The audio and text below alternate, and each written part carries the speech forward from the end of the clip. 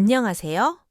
저는 국민교통연구소에서 30년간 근무하고 은퇴한 정혜진이라고 합니다.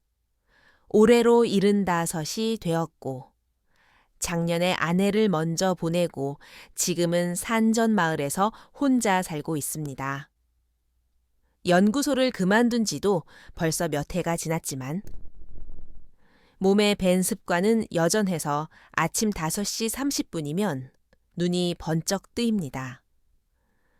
예전처럼 양복을 챙겨 입는 일은 사라졌지만 아직도 침대맡에는 매일 메고 나가는 가방이 놓여 있습니다. 가방 안에는 작은 수첩 2권과 줄자, 각도기, 붉은색 스티커 몇 장이 들어 있습니다. 언뜻 보기엔 쓸모없는 노인의 장난감 같지만 제게는 이 모든 것이 연구의 연장선입니다.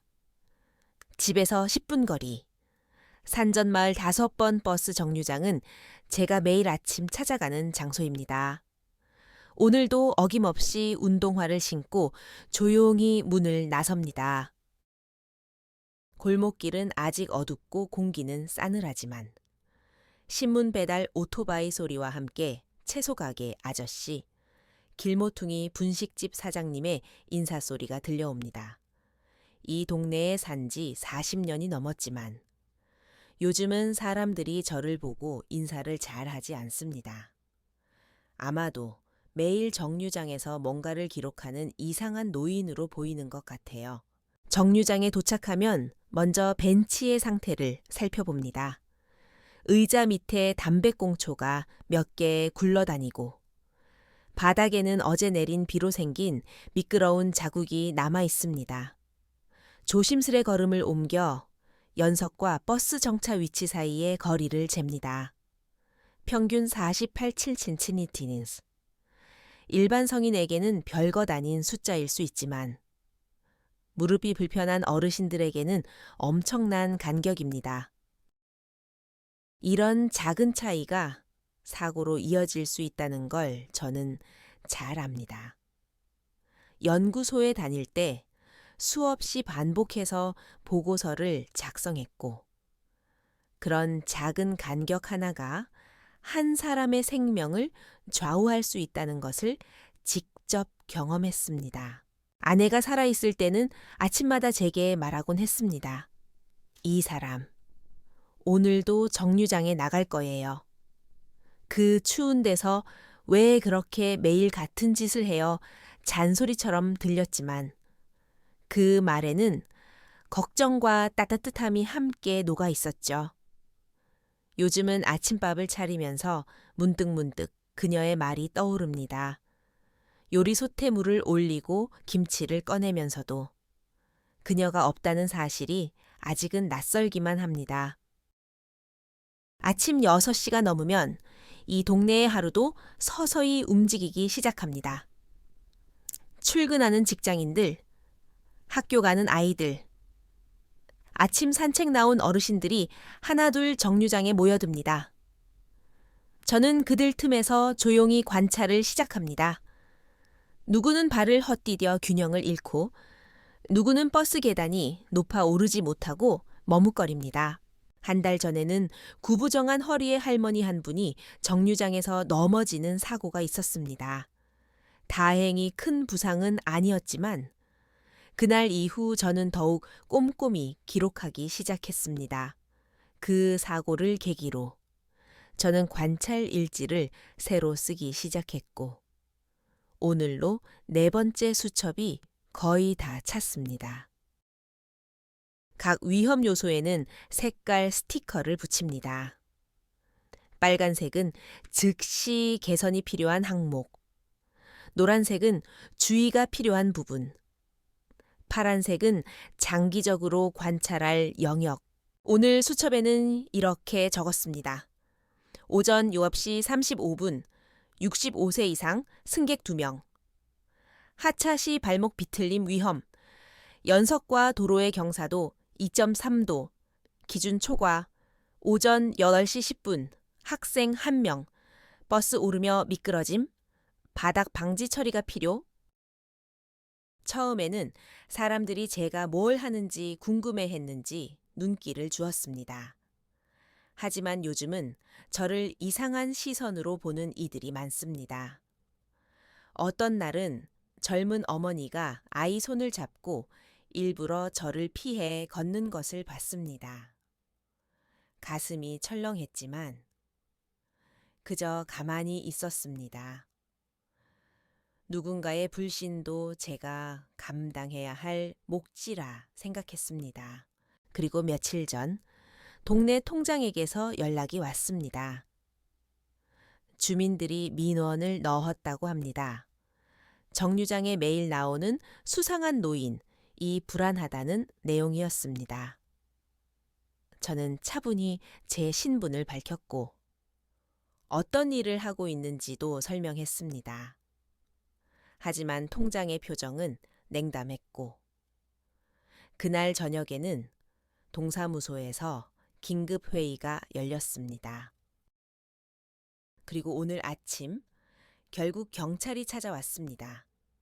젊은 경찰 2명이 정류장으로 조용히 다가왔고 저는 이미 예상하고 있었기에 가방에서 수첩을 꺼내 보이려 했습니다. 하지만 그들은 제 말을 듣지 않았습니다. 지구대에서 조금만 같이 가시죠. 라는 말에 저는 말없이 따랐습니다. 지구대에서의 3시간은 길었습니다. 신분증 확인, 과거 이력 확인, 정신상태 점검까지.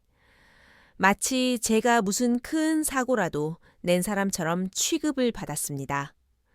하지만 이상하게도 마음속 한구석은 차분했습니다. 어쩌면 지금 이 순간이 나에게 또 다른 시작점이 될 수도 있겠다는 생각이 들었기 때문입니다. 집으로 돌아오는 길, 다시 한번 정류장을 바라보았습니다. 저녁 햇살에 물든 그곳은 평소와는 다르게 보였습니다. 내일도 나는 같은 자리에 설 것입니다. 이 정류장이 안전해지는 날까지 내가 할 수 있는 일은 오직 하나. 관찰하고 기록하는 것. 아내라면 분명 이렇게 말했을 겁니다. 여보, 그래요. 당신답네요. 그날 이후로 마을의 분위기는 더욱 조심스러워졌습니다. 매일 아침 제가 정류장에 나가는 일은 예전과 다를 바 없었지만 이웃들의 시선은 완전히 달라져 있었습니다. 편의점 앞을 지나칠 때마다 누군가의 속삭임이 들리는 것 같았고 정류장 벤치에 앉아 수첩을 펼칠 때마다 뒤통수가 따가웠습니다. 어느 날은 중학생 무리가 일부러 제 옆을 피해 걷기도 했고 한 어르신은 제게 슬쩍 다가와 속삭였습니다. 아버지, 요즘 마을에 수상한 사람이 있다던데? 그게 혹시 그 말끝을 흐리는 목소리 속에는 걱정보다는 불신이 더 짙게 섞여 있었습니다. 하지만 저는 그 어떤 대답도 하지 않았습니다. 묵묵히 관찰하고 기록하고 조용히 자리를 떴습니다. 이 정류장이 더 안전해지기 전까지는 어떤 오해도 감수할 수 있다고 생각했습니다. 며칠 뒤 제가 늘 그렇듯 오전 7시 45분에 연석과 버스 정차 거리 측정을 하고 있을 때였습니다. 익숙한 엔진 소리와 함께 5번 버스가 정차했고 운전석 쪽 창문이 열렸습니다. 선생님, 요즘도 여전하시네요. 익숙하면서도 낯선 목소리였습니다. 저는 고개를 들어 운전기사를 바라보았습니다. 김상훈이라는 이름표가 달린 중년 남자였습니다. 저를 아시나요? 제가 조심스럽게 묻자 그는 고개를 끄덕이며 말했습니다. 선생님을 벌써 3년 넘게 봤습니다. 눈이 오나 비가 오나 늘 저 자리에 계시던데요. 그의 목소리엔 오랜 관찰자의 따뜻한 눈빛이 묻어 있었습니다. 무언가 위험 요소라도 찾으시는 건가요? 그 말에 저는 조금 망설이다가 가방에서 관찰 일지를 꺼냈습니다.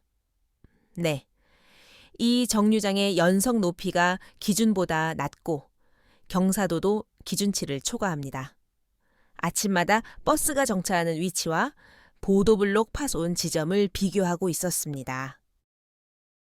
김상훈 기사는 한동안 제 말을 조용히 듣고 있다가 이렇게 말했습니다. 사실 저도 이 정류장에서 사고 날 뻔한 걸 몇 번 봤어요. 작년 겨울, 큰 눈 온 날 할머니 한 분이 버스 뒷문에서 미끄러지셨던 거 기억하세요? 물론이었습니다.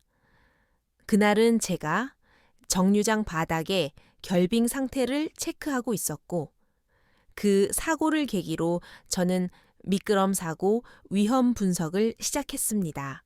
그때였습니다. 버스에서 내린 한 청년이 제게 다가왔습니다. 얇은 패딩 점퍼에 메신저백을 맨 학생처럼 보였지만 눈빛은 날카롭고 진지했습니다. 혹시 정혜진 박사님 아니세요? 저는 놀라서 그의 얼굴을 다시 보았습니다. 혹시 도윤이냐? 그는 고개를 깊게 끄덕였습니다. 제 손자. 정도윤. 대학원에 진학한 후 바빠져서 몇 달째 얼굴을 못 보았던 손자였습니다. 할아버지, 드디어 찾았어요. 그의 눈에는 반가움과 동시에 안타까움이 서려 있었습니다. 학교에서 교수님께 말씀드렸어요. 할아버지께서 혼자서 무언가 의미 있는 일을 하고 계신 것 같다고요. 그랬더니 교수님이 현장 기록이 살아있는 교과서라고 하셨어요. 그래서 제가 도와드리려고요. 그날 이후 도윤이는 매일 아침 정류장으로 찾아왔습니다. 그의 백팩 안에는 태블릿과 노트북, 휴대용 레이저 거리 측정기까지 들어 있었습니다. 저의 수첩 기록은 이제 디지털화되기 시작했고 손자의 손길을 거쳐 그래프와 도표로 시각화되었습니다. 여기 보세요, 할아버지. 이건 지난 3개월 동안의 정류장 이용자 밀집도 분석이에요. 오전 7시 15분부터 8시 45분 사이에 인구가 몰리면서 평균 정차 간격이 12cm나 더 벌어졌어요. 그는 데이터 시트를 보여주며 설명했습니다.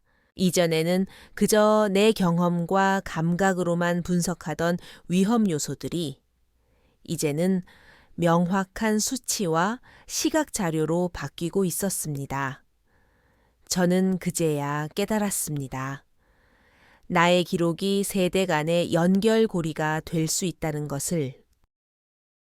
도윤이는 각 위험 요소에 대한 법적 기준과 교통공학 이론을 함께 정리해 주었습니다. 우리가 함께 만든 자료는 점점 더 전문적인 보고서로 변해갔습니다. 할아버지, 이거 그냥 개인 기록이 아니에요. 이건 보고서예요. 제대로 된 전문가의 현장 보고서. 그의 말은 제 가슴을 울렸습니다.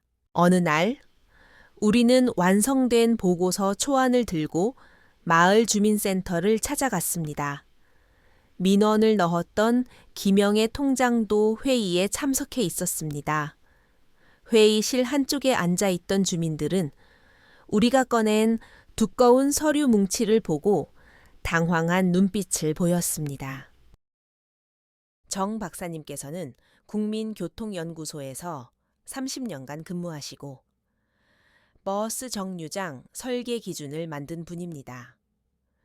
도윤이의 목소리는 또렷하고 단단했습니다. 이번 자료는 3개월간 매일 같은 시간, 같은 장소에서 측정된 현장 데이터입니다.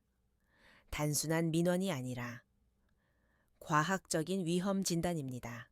회의실은 조용해졌습니다. 김영애 통장은 얼굴을 붉히며 말했습니다. 죄송합니다. 우리가 너무 일방적으로 판단했네요. 정 박사님이 그렇게 깊은 뜻이 있는 줄은 몰랐습니다. 저는 고개를 저었습니다. 괜찮습니다. 중요한 건 이제부터입니다. 이 정류장이 더 안전해질 수 있다면. 그게 다행이죠. 회의 이후 보고서는 구청 안전교통과로 전달되었습니다. 며칠 뒤 한 남성이 저를 찾아왔습니다. 구청의 서민구 계장이었습니다. 정 박사님? 서류 잘 받았습니다. 솔직히 말씀드리면 처음엔 민원 해명 자료인 줄 알았어요. 그런데 첫 장에 박사님의 이름을 보고 깜짝 놀랐습니다. 저 사실 20년 전 박사님께 교통공학 수업을 들었던 학생입니다. 그의 말에 나는 잠시 당황했지만 곧 기억이 떠올랐습니다. 서 계장. 그때 지방대학 특별 강의에서 만났던 그 친구군요. 맞습니다. 박사님께 배운 현장은 통계보다 앞선다는 말. 아직도 기억하고 있습니다. 그의 눈빛에는 진심이 가득했습니다. 그리고 그는 말했다. 이 보고서는 단순한 민원이 아닙니다. 저희 구청의 공식 검토 과제로 올리겠습니다. 개선이 시급한 항목부터 바로 공사 계획에 반영하겠습니다. 그날 밤, 저는 처음으로 수첩 대신 노트북을 펼쳤습니다. 도윤이가 정리한 보고서 파일을 열고 천천히 한 줄 한 줄 읽어 내려갔습니다.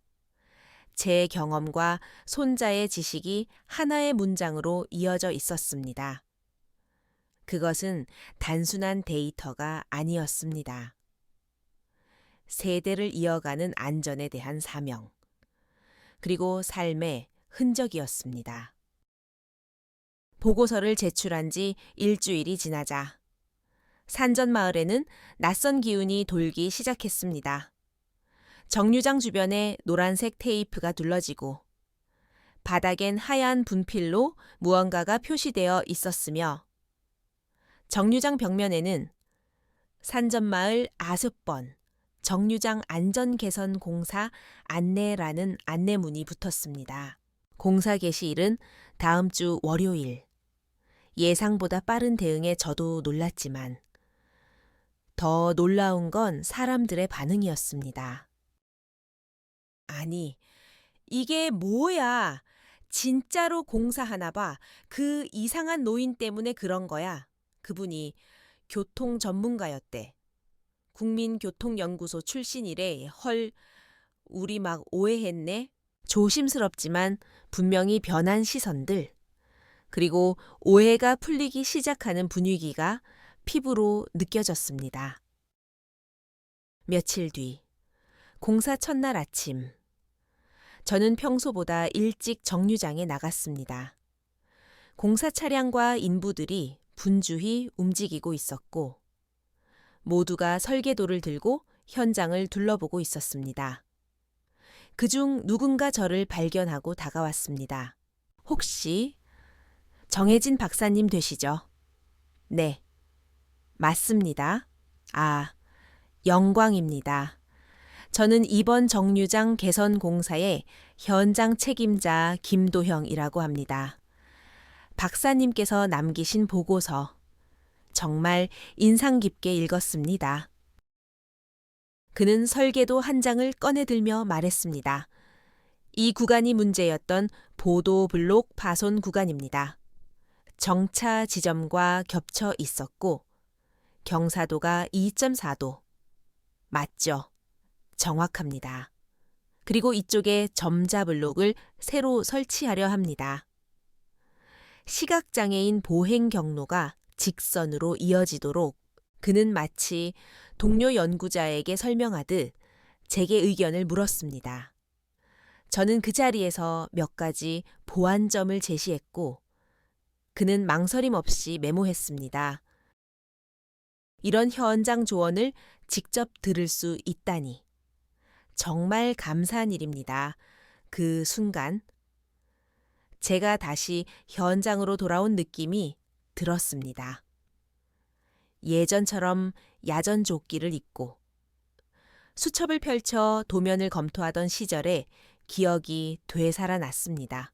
그날 오후 뜻밖의 인물이 정류장을 찾았습니다. 바로 김영애 통장이었습니다.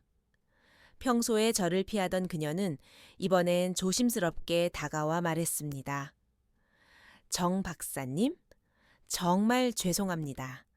제가 너무 쉽게 판단했어요. 이렇게 큰일을 하시는 줄도 모르고. 그녀의 눈빛은 진심이었습니다. 저는 고개를 저었습니다. 괜찮습니다. 오해는 자연스러운 일이죠. 중요한 건 이제 이 마을이 더 안전해지고 있다는 겁니다. 그녀는 잠시 침묵하다가 이렇게 말했습니다. 박사님 덕분에 저희 아이도, 마을 어르신들도 더 안전해질 수 있겠네요. 정말 감사합니다. 그 말에 제 눈가도 살짝 젖어들었습니다. 공사는 예상보다 빠르게 진행되었습니다. 깨진 보도블록은 새로 교체되었고 미끄럼 방지 처리가 추가되었으며 연석의 높이는 법적 기준에 맞춰 재조정되었습니다. 야간 조명도 보강되고 정차구역엔 분명한 노란 선이 새겨졌습니다. 점자 블록도 길게 이어졌고 배수시설은 새롭게 설계되었습니다. 작업이 끝날 때마다 저는 가방에서 수첩을 꺼내 들고 검토를 했습니다.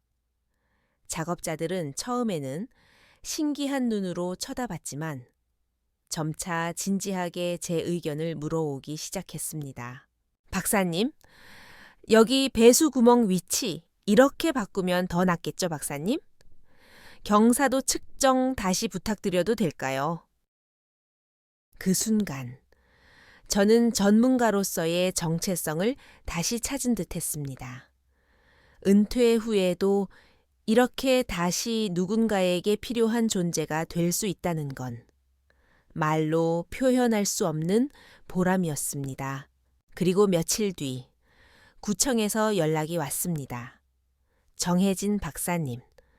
저희가 정식으로 박사님을 교통안전자문위원으로 위촉하고자 합니다. 이는 단순한 예우가 아니라 저희 구 전체 교통안전 정책 수립에 꼭 필요한 분이라는 판단에서입니다. 전화를 끊고 한참을 멍하니 앉아 있었습니다. 내가 다시 공무의 일원으로 돌아가게 되다니. 도윤이가 노트북을 들고 다가왔습니다. 할아버지, 자문위원이 되시면 저도 도와드릴게요. 현장 조사 같이 가고 보고서도 같이 만들어요. 그 말을 듣고 저는 미소를 지었습니다. 좋다. 다시 한번. 제대로 해보자꾸나. 자문위원 위촉식 날. 저는 정장을 차려입고 구청으로 향했습니다. 현장 경험이 쌓인 손에는 여전히 수첩이 들려 있었고 마음 한켠엔 오랜만에 느끼는 긴장감이 있었습니다. 구청장은 제게 직접 명패를 건네주며 말했습니다. 박사님의 경험과 헌신은 우리 구의 소중한 자산입니다. 앞으로도 많은 가르침 부탁드립니다. 그 순간 마치 제가 다시 연구소 시절로 돌아간 것 같았습니다. 노인이 아닌 전문가로, 동네 이상한 노인이 아닌 모두의 교통을 지키는 수호자로 구청 자문위원 위촉 이후 저의 하루는 다시 바빠지기 시작했습니다.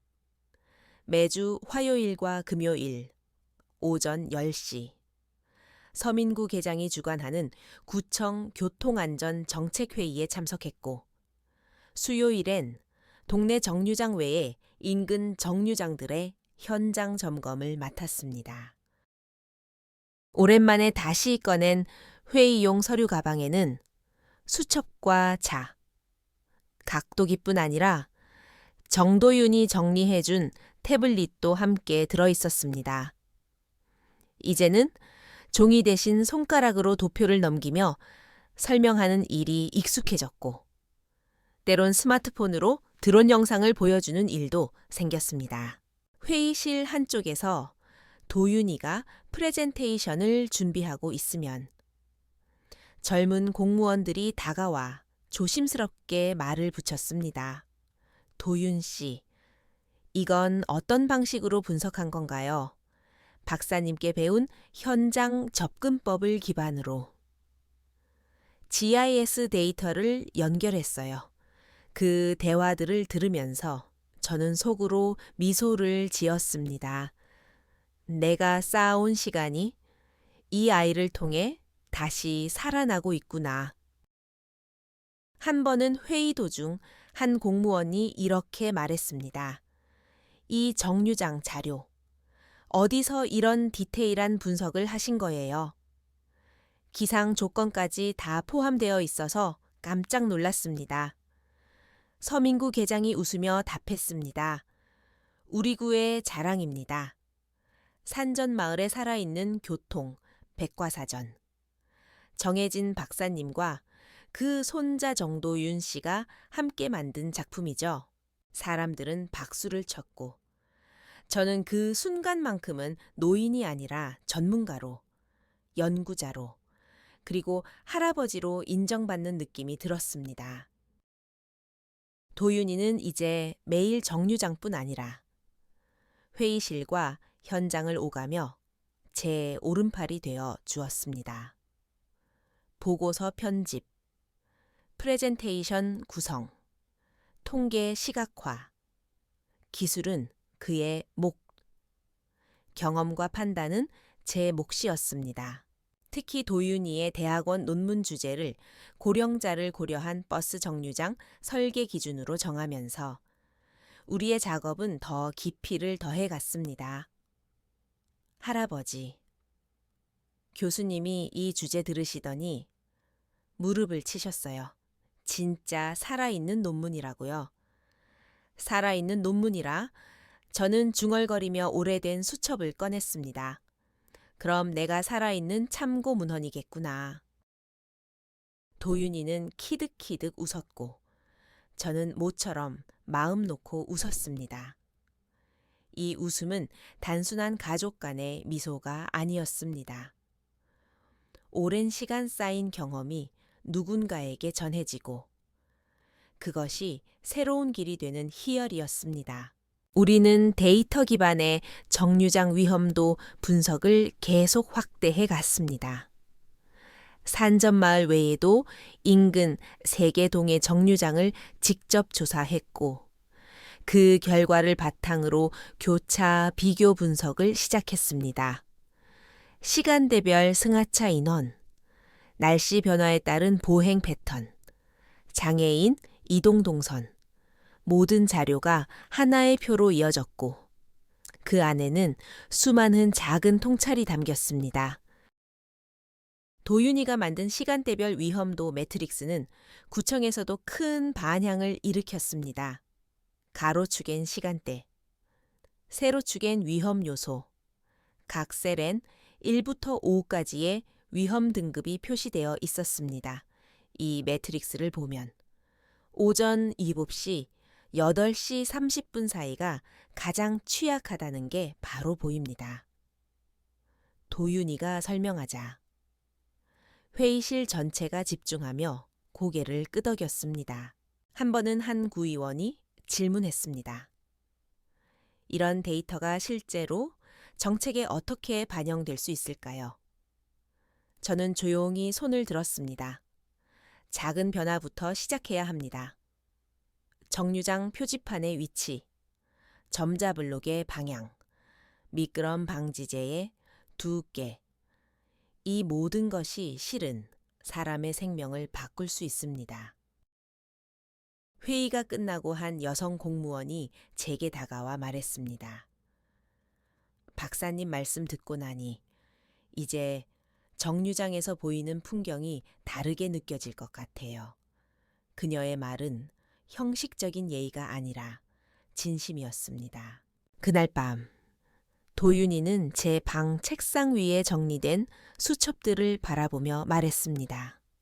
할아버지, 이게 그냥 노인의 기록이라고 생각했던 사람들이 이제는 교과서처럼 읽고 있어요. 그 말에 저는 다시금 감격했습니다. 며칠 뒤 대한교통학회에서 도윤이의 논문이 초청 발표되었고 그 발표회에 저는 함께 참석하게 되었습니다. 서울 시내의 한 대학교 강당, 수십 명의 교통학 전공자들과 교수들 앞에서 도윤이는 준비한 프레젠테이션을 시작했습니다. 본 연구는 한 사람의 30년 현장 경험과 그 이후 3개월의 집중 관찰을 바탕으로 이루어졌습니다. 데이터는 단순한 숫자가 아닙니다. 그것은 수십 년을 현장에서 지켜본 눈의 기록이고 삶의 무게입니다. 그 순간 저는 눈시울이 뜨거워졌습니다. 누군가가 내 삶을 이렇게 정확히 이해해 준다는 사실이 벅찼습니다. 이 논문이 존재할 수 있었던 건 정해진 박사님이라는 존재가 있었기 때문입니다. 그는 단지 저의 할아버지가 아니라 대한민국 교통안전에 살아있는 기록이었습니다. 강당엔 조용한 박수가 퍼져나갔고 저는 고개를 숙였습니다. 그건 단순히 자랑스러워서가 아니었습니다. 한 사람이 일평생 걸어온 길이 그저 사라지지 않고 누군가의 길이 되었다는 것. 그 자체가 저에겐 무엇보다 값진 일이었습니다. 발표가 끝난 뒤 몇몇 교수들이 도윤이와 제게 다가왔습니다. 정 박사님, 이 데이터 수집 방식 교과서로 엮어도 좋겠어요. 현장 중심의 진단 기법, 학생들에게 꼭 가르치고 싶습니다. 그렇게 저의 수첩은 현장 중심 교통안전 진단법 이라는 이름으로 정리되기 시작했습니다. 교과서로, 대학 수업 자료로, 후배 연구자들에게 전해질 준비를 하고 있었습니다. 그날 밤, 저는 오랜만에 아내의 사진 앞에 앉았습니다. 여보, 나 아직 쓸모가 있는 사람인가 봐요. 당신이 항상 말했죠. 자기야, 그렇게 세세하게 적어서 어디 쓰게요? 그거 결국 쓸 때가 생겼어요. 당신이 있었기에 내가 이렇게 버틸 수 있었어요. 사진 속의 그녀는 조용히 웃고 있었습니다. 예전처럼 그해 봄. 산전마을 5번 정류장은 서울시가 주관하는 교통안전 우수 사례로 선정되었습니다. 구청은 정혜진 박사님과 정도윤을 공식 초청했고 시상식은 서울시청 대강당에서 열렸습니다. 단상에 오른 정혜진 박사님은 약간은 어색한 정장을 입고 손자 정도윤의 손을 꼭 잡고 있었습니다. 플래시 세례 속에서도 그는 눈을 감고 한참 동안 말없이 서 있었습니다. 그리고 마침내 마이크를 잡았습니다. 이 상은 저 혼자만의 것이 아닙니다.